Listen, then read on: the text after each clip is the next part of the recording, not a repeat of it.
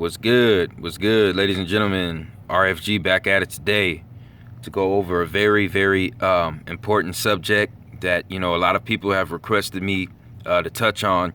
This is basically going to be breaking down Nikola Tesla's natal chart, showing how the stars and planets were aligned around the Earth at the moment of his birth, and just a lot of information that most people missed and didn't research about this individual. Okay, Nikola Tesla was a person who had mostly good intentions for humanity, and the people around him. But it's very crazy because everybody he associated himself with was the complete opposite and ended up setting him up in the future. You see what I'm saying? The people he trusted in his circle, okay, ended up being his downfall. Okay, and I'm getting ready to show you guys that by looking at his natal chart right here. Okay, this is this is Nikola Tesla's natal chart. Nikola Tesla. Okay, as we see, his ascendant was in Taurus. Okay, he had a Taurus ascendant, which means when people first met this individual, they saw him as very down to earth, very practical, very calm natured, and somewhat peace loving. Okay, another thing about Nikola Tesla was he was born July 10th, which is sun energy in Cancer. Okay, sun energy in Cancer, because what is the number 10? The number 10 comes from Aten, which is the sun. So numbers like 1, 10, 19, and 28 all add up to go back to the number 1. Okay, when you add a 1 and a 0, you still get a 1. You add a 2 and an 8, you get a 10, which is still a 1. You add a 1 and 9, you get 10, which is still 1. The number 1 is ruled by the sun. See that orange circle with the dot in the middle? That's the sun. Okay? His sun was in Cancer, of course, because he was a Cancer, but by him being born on the 10th of the month gave him a small portion of Leo traits. Okay? So Cancer being ruled by the moon. Okay, he was born in early July, so he was a Cancer on the 10th, born on the 10th, so he had a small portion of Leo traits. So that basically gave him an Alpha Omega placement, which is the sun and moon in his general zodiac sign. So, like I said, his ascendant was in Taurus. Okay, when you look at the two other planets that were placed in his first house, you have Pluto and you have Uranus. Now, people with Pluto in their first house, okay, they can come off the polar opposite of what Taurus represents. Because remember, Pluto is the polar opposite of Taurus. So this individual could have also come off as very overly aggressive as you got to know him, very somewhat domineering, almost obsessive compulsive in a way, because Pluto is also the planet of obsession. Pluto right here. Okay, and that was in his first house. Ladies and gentlemen, your first house right here is the I am. Okay, it is the overall demeanor. It rules your brain. It rules how you portray yourselves to the outside world around you. Okay, that's what the first house is all about. Okay, so once again, we have Pluto here, which symbolizes the desire for power, obsession, magnetic energy, also a somewhat domineering personality that Nikola Tesla could have acquired. Right here, we have Uranus, okay, in his first house. Now, this is very interesting because Uranus is actually the planet that symbolizes artificial technology. Okay, If you look this up in astrology, the planet that rules over artificial technology and inventions in general, okay, that is ruled by Uranus. Uranus rules innovative thinking, okay, inventors, artificial technology, scientific intelligence. That is all ruled by Uranus, okay? And Uranus was in Nikola Tesla's first house of his brain function and his demeanor, okay? This is very, very mind-boggling, to say the least, when we look at, his natal chart, because this is personifying, who he was in his life, just by looking at this, okay? We also have Mercury, Saturn, and Venus in his third house. What does the third house represent? The third house represents our ability to think and communicate, and our siblings, our siblings in our life, okay? I believe Nikola Tesla had 2 siblings. He had a sister, he had a brother, okay? This is all shown in this third house. With Saturn in the third house, he may have had a Capricorn sibling. With Mercury in the third house, he could have had a Virgo or a Gemini sibling. And with Venus there in the third house, he could have had a Libra or a Taurus sibling. Okay? He also had Sun. He also had Sun in his fourth house. The fourth house rules our connection to our mother figure in our life. So Nikola Tesla had a very, very strong connection to his mother figure. And if you read, his life documents and some of his, biographies, bibliographies, or whatever, you will find he had a very, very strong connection to his mother figure. Okay, that is what the sun in the fourth house represents. Okay, we also have the moon and Mars in his sixth house of analytical ability. The sixth house is originally ruled by Virgo. The sixth house rules our Virgo characteristics, our ability to analyze and criticize. So he had Moon and Mars there, which shows he had a very powerful ability to analyze and criticize things and people around him. Okay, that is what Mars is. That's what it represents.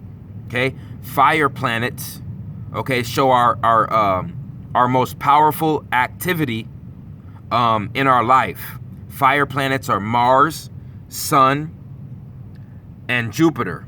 Okay, now speaking of that, we go to all the way to his 12th house of Pisces. Okay, which is he has Neptune and Jupiter. Now we all know that Neptune rules the house of Pisces, which is 12. Okay, when you're using 12 astrology, Jupiter, wherever Jupiter is located, is an area of life that you will never have problems in, because Jupiter rules constant expansion, and God's fortune, the Creator's fortune, set out for your life.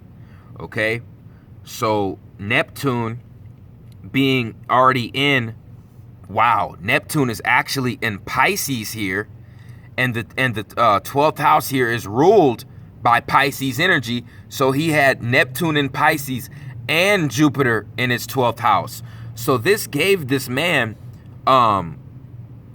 intuition that was so powerful and astonishing that this man was destined to be an enlightened guru. He was destined to be a spiritual enlightened guru. Okay, he was destined to use his highest chakra for the embetterment of humans on this planet. Okay, that is what Jupiter in the 12th house represents. That is what Neptune in the 12th house represents. Very, very, very powerful. The 12th house, the part of the body that this rules, is the pineal gland. He had a very enlarged and active pineal gland. Okay, let's take a look Let's take a look at Nikola Tesla. Look at Nikola Tesla. Okay? Let's look at him. He had very, very dark eyes, very, very dark hair, very dark facial hair, which shows he had African descent. Okay? He had, I mean, if you look at him, he doesn't look any different than an Italian or a Sicilian people. Okay? These people in Southern Europe were known as the original Slavs. The original Slavs, which is a prefix of slave. These were the original slaves created in Kemet, but they were created, you see what I'm saying, by using melanated DNA, people. So the original Caucasian, so-called white people, share a piece of African DNA. And some of them had a high neuromelanin count in their DNA. Okay, and this showed up in Nikola Tesla. Okay, he had an enlarged pineal gland, ladies and gentlemen. Okay, like Dr. Layla Africa stated in many lectures, there's two melanin counts. One in the skin, which gives you your skin shade, and the other one, the other melanin count, is the most important, and it is produced in the pineal gland. And that melanin produced in the pineal gland is going to determine how psychic someone is, how connected to spirituality someone is, how spiritually righteous someone is, and how intuitive and intelligent someone is. Okay, and when we look at his chart, okay, he had probably the two most powerful planets you could possibly have in the house of Pisces, in the 12th house. Okay, I just have Jupiter in my 12th house. I don't have Neptune in that house as well. This man had Neptune and Jupiter in his house of Pisces. Okay, which, like I said, the two most powerful planets you could possibly have in that house. Okay, period. Okay, when you, like I said, when you look at his first house, he had the planet that rules Aquarius in his first house, which gave him Aquarius innovative, inventive, humanitarian characteristics to begin with, because the first house rules your overall demeanor, your brain function, okay, and how the outside world is going to perceive you. That's the first house. Okay, and he had Uranus there, which is the planet of innovative technology, being eccentric, having an innovative, inventive mind, okay, and using that for humanitarianism. That is what Uranus rules. That was in his first house. Okay, Pluto in his first house also shows that he may have had some kind of secret power tip, or may have loved or craved power and domination secretly. Okay, Mars and Moon in the 6th house shows that he was somewhat of a master of analytical ability. Okay, and when we have Jupiter and Neptune in his 12th house, this shows that this man's intuition was on a whole nother level. Okay, so that basically sums that up. Also, what's very interesting is, if you do your research on Nikola Tesla's death, this man was actually assassinated by Hitler's hitmen, by Hitler's right-hand man. Okay, if you do your research, Nikola Tesla was actually suffocated to death, and the FBI, ladies and gentlemen, the FBI confiscated all of his papers, all of his projects, went into his laboratory and basically ransacked it. Okay, took everything, all of his inventions, everything. Okay, and like I stated in earlier lectures, nothing is new under the sun. The technology that Nikola Tesla came across, okay, was brought to him by individuals in his country that were associated with the Moors in Kemet. Okay, if you don't believe me, just look up the Baghdad battery. Go look up the Baghdad battery, okay, and look at the Kemetic texts in the pyramids that show the battery charging for light inside of the pyramids themselves, people.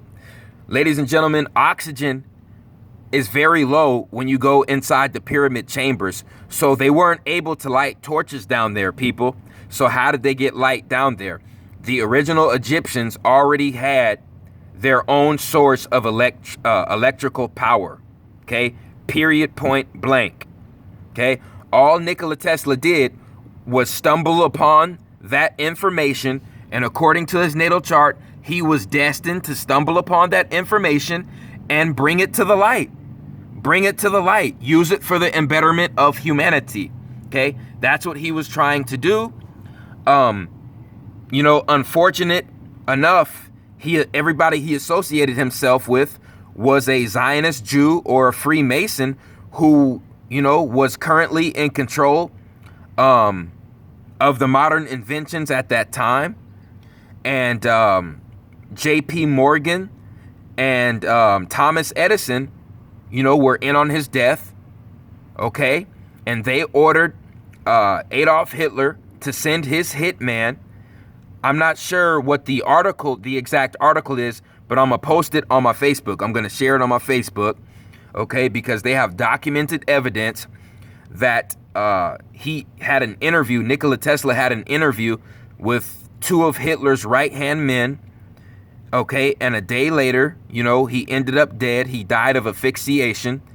Nikola Tesla died of asphyxiation. They suffocated him to death, and only a day later, the FBI raided his laboratory and confiscated all of his papers, all of his inventions, okay, and everything that he tried to imagine to create, for a better world for this society. And that technology was reverse engineered to create everything they're using to enslave us today. Okay, they're not going to use that technology for the embetterment of humans. They're going to use it for the opposite reasons. Okay, because they serve, you see what I'm saying, the Zionist Jews who are all about being parasites off of the populace. Okay, so we all serve a purpose, we all have a destiny, and we all have an overall choice whether we want to live out the positive aspect of our natal chart or the negative aspect of our natal chart, because there's no complete perfect aspect to a placement in a chart. You have a positive outcome of that placement and you have a negative outcome of that placement. Okay, everything has a positive and a negative in this universe. Okay, as above, so below. 13 wisdom to everybody who supports RFG movement. I appreciate everyone who supported RFG movement and Atlantean movement. I'll be doing a lot more of these natal charts in the future. I'm gonna go ahead and do Malcolm X's natal chart next, and like I said, I'm gonna keep it rolling, ladies and gentlemen. So like, subscribe, leave a comment. It's RFG. I'm out.